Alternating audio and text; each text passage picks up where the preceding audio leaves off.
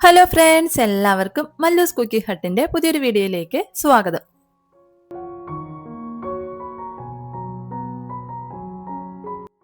ഇന്നത്തെ വീഡിയോയിൽ നമുക്ക് ചായയുടെ കൂടെയൊക്കെ കഴിക്കാൻ പറ്റുന്ന പുറം ഭാഗം നല്ല മുരുമുരാന്നുള്ള ഉള്ളിൽ നല്ല സോഫ്റ്റ് ആയിട്ടിരിക്കുന്ന അവൽ വട എങ്ങനെയാ തയ്യാറാക്കി എടുക്കുന്നതെന്നൊന്ന് നോക്കാം.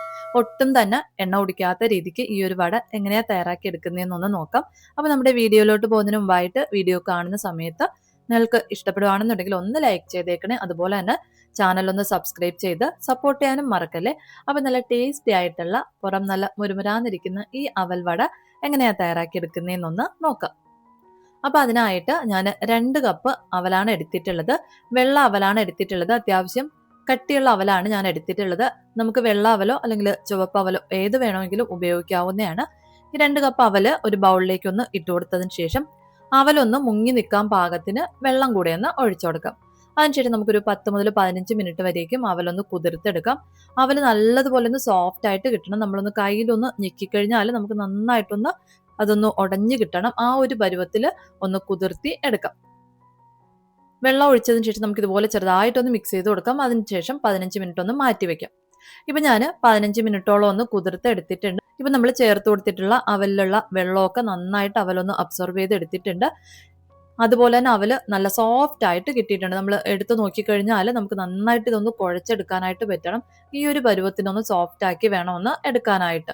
അപ്പോൾ നല്ല കട്ടിയുള്ള അവലാണെന്നുണ്ടെങ്കിൽ നമുക്കൊരു 20 മിനിറ്റ് വരെയൊക്കെ ഒന്ന് ഇത് കുതിർക്കാനായിട്ട് വെച്ചിരിക്കേണ്ടി വരും. ഇപ്പൊ ഇതിൽ ഒട്ടും തന്നെ വെള്ളം ബാക്കിയില്ല, നല്ല സോഫ്റ്റ് ആയിട്ട് കിട്ടിയിട്ടുമുണ്ട്. ഇനി നമുക്കിതൊരു ബൗളിലേക്ക് ഒന്ന് മാറ്റാം. ഇനി നമ്മൾ കുതിർക്കാനായിട്ട് ഒഴിക്കുന്ന വെള്ളം ബാക്കിയുണ്ടെന്നുണ്ടെങ്കിൽ വെള്ളം പൂർണ്ണമായിട്ടും പിഴിഞ്ഞു മാറ്റി വേണം വട തയ്യാറാക്കാൻ വേണ്ടി എടുക്കേണ്ടത്. വെള്ളം ഉണ്ടെന്നുണ്ടെങ്കിൽ നമ്മൾ വട തയ്യാറാക്കി എടുക്കുന്ന സമയത്ത് വട ഒരുപാട് എണ്ണ കുടിക്കും. അതുകൊണ്ട് തന്നെ വെള്ളം നന്നായിട്ടൊന്ന് പിഴിഞ്ഞു മാറ്റി ഇതുപോലെ നല്ല സോഫ്റ്റ് ആയിട്ടുള്ള രീതിക്ക് വേണം ഒന്ന് എടുക്കാനായിട്ട്.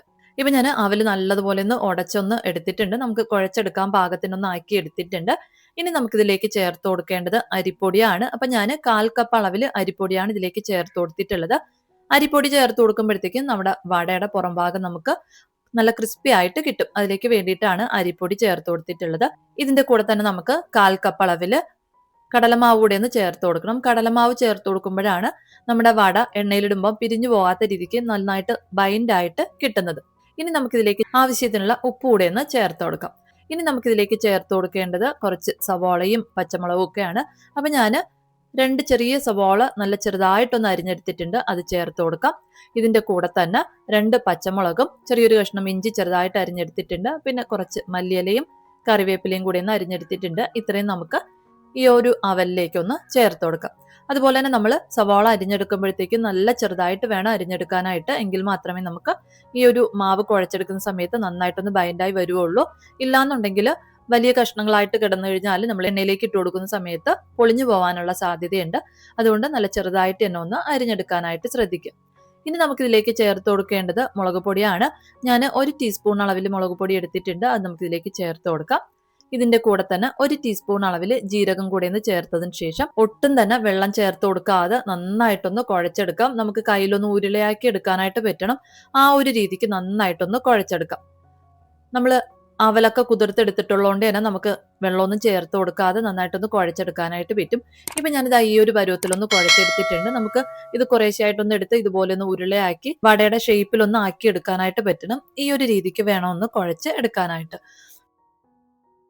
ഇനി നമുക്ക് നമ്മുടെ വടയൊന്ന് തയ്യാറാക്കാനായിട്ട് തുടങ്ങാം. അതിനായിട്ട് എണ്ണയൊന്ന് ചൂടാകാനായിട്ട് വെച്ചിട്ടുണ്ട്. എണ്ണ ചൂടാകാനായിട്ട് വെച്ചതിന് ശേഷം കയ്യിൽ ഒരു അല്പം വെള്ളം നനച്ചിട്ട് നമ്മൾ കുഴച്ച് വെച്ചിട്ടുള്ള മാവ് കുറേശ്ശെയായിട്ട് എടുത്ത് ഒന്ന് ഉരുളയാക്കിയിട്ട് ഉള്ളം കയ്യിൽ വെച്ച് ഒന്ന് ചെറുതായിട്ടൊന്ന് പരത്തിയതിന് ശേഷം നമ്മൾ ഉഴുന്ന് വടയ്ക്കൊക്കെ ഹോൾ ഇട്ട് കൊടുക്കുന്ന പോലെ നടുവിലായിട്ട് ചെറുതായിട്ടൊരു ഹോളും കൂടെ ഇട്ട് നമുക്ക് എണ്ണയിലേക്ക് ഒന്ന് ഇട്ട് കൊടുക്കാവുന്നതാണ്. അപ്പൊ നമ്മൾ എണ്ണയിലേക്ക് ഇട്ട് കൊടുക്കുന്നതിന് മുമ്പായിട്ട് എണ്ണയുടെ ചൂടൊന്ന് ശ്രദ്ധിക്കണം. അപ്പൊ എണ്ണ അത്യാവശ്യം നല്ലതുപോലെ ചൂടുണ്ടായിരുന്നാൽ മാത്രമേ നമുക്ക് വട നല്ല പെർഫെക്റ്റ് ആയിട്ട് എണ്ണയൊന്നും കുടിക്കാത്ത രീതിക്ക് കിട്ടുള്ളൂ. അപ്പം എണ്ണ കറക്റ്റ് ആയിട്ടുള്ളൊരു ചൂടിലായിട്ടുണ്ടോ എന്ന് അറിയാൻ വേണ്ടിയിട്ട് നമുക്ക് ഒരല്പം മാവ് എണ്ണയിലേക്കൊന്ന് ഇട്ട് കൊടുക്കാം. എണ്ണയിലേക്ക് ഇട്ട് കൊടുക്കുമ്പോഴത്തേക്കും ഈ ഒരു മാവിൽ നിന്ന് ഉടനെ തന്നെ ബബിൾസ് വന്നു തുടങ്ങണം. ഇങ്ങനെ വന്നു തുടങ്ങിക്കഴിഞ്ഞാൽ എണ്ണ കറക്റ്റ് ആയിട്ടുള്ളൊരു ചൂടിലാണെന്ന് മനസ്സിലാക്കാം. ഈ ഒരു സമയം നമുക്ക് എണ്ണയിലേക്ക് വട ഇട്ട് കൊടുക്കാവുന്നതാണ്. നമ്മൾ വട ഇട്ട് കൊടുക്കുമ്പോൾ തന്നെ വടയിൽ നിന്ന് ഒരുപാട് ബബിൾസ് വരണം. ഈ ഒരു രീതിക്ക് വേണം എണ്ണയുടെ ചൂട് ആയിരിക്കേണ്ടത്. ഇനി നമ്മൾ വട കംപ്ലീറ്റ് ആയിട്ട് ഒന്ന് ഫ്രൈ ചെയ്തെടുക്കുന്നവരേക്കും ഈ ഒരു ചൂടിൽ തന്നെ ഒന്ന് മെയിൻറ്റെയിൻ ചെയ്ത് വടയൊന്ന് ഫ്രൈ ചെയ്ത് എടുക്കാവുന്നതാണ്. അപ്പൊ നമുക്ക് ഒട്ടും തന്നെ എണ്ണ കുടിക്കാത്ത നല്ല പെർഫെക്റ്റ് ആയിട്ടുള്ള അവൽ വട തയ്യാറാക്കി എടുക്കാനായിട്ട് പറ്റും. ഇനി നമ്മൾ വട ആവശ്യത്തിനുള്ള വടയൊക്കെ ഒന്ന് ഇട്ട് കൊടുത്തതിന് ശേഷം ഉടനെ നമ്മൾ ഇളക്കി കൊടുക്കാനായിട്ട് പാടില്ല. ഒരു സൈഡ് ഒന്ന് വേവുന്നവരേക്കും ഒന്ന് വെയിറ്റ് ചെയ്യാം. ഒരു സൈഡ് ഒന്ന് വെന്ത് കഴിയുമ്പോഴത്തേക്കും ഇതൊന്ന് മറിച്ചിട്ട് കൊടുക്കാം. വട മൂന്നും ഞാനിപ്പോൾ മറിച്ചിട്ട് കൊടുത്തിട്ടുണ്ട്. അതിനുശേഷം നമുക്കിത് നന്നായിട്ടൊന്ന് വേവിച്ചെടുക്കാം. രണ്ട് സൈഡും നല്ലതുപോലെ ഒന്ന് വെന്ത് നല്ലൊരു ഗോൾഡൻ കളറായി വരുന്ന സമയത്ത് നമുക്ക് എണ്ണയിൽ നിന്ന് കോരി മാറ്റാവുന്നതാണ്. അതുപോലെ തന്നെ വട നന്നായിട്ടൊന്ന് വെന്ത് കഴിയുമ്പോഴത്തേക്കും നമ്മൾ ആദ്യം വട ഇട്ട് കൊടുക്കുമ്പോൾ ആ ഒരു എണ്ണയുടെ പതയൊക്കെ ഒന്ന് കുറഞ്ഞു വരും. ഈ ഒരു സമയം നമുക്ക് എണ്ണയിൽ നിന്ന് കോരി മാറ്റാവുന്നതാണ്. ഇപ്പം നമ്മുടെ വട നല്ല പെർഫെക്റ്റ് ആയിട്ട് വെന്ത് വന്നിട്ടുണ്ട്. അതുപോലെ തന്നെ ഒട്ടും തന്നെ എണ്ണ കുടിക്കാത്ത രീതിക്ക് ഒന്ന് കിട്ടിയിട്ടുണ്ട്. ഇതുപോലെ നമുക്ക് ബാക്കിയുള്ള എല്ലാ വടയും ഒന്ന് തയ്യാറാക്കി എടുക്കാം.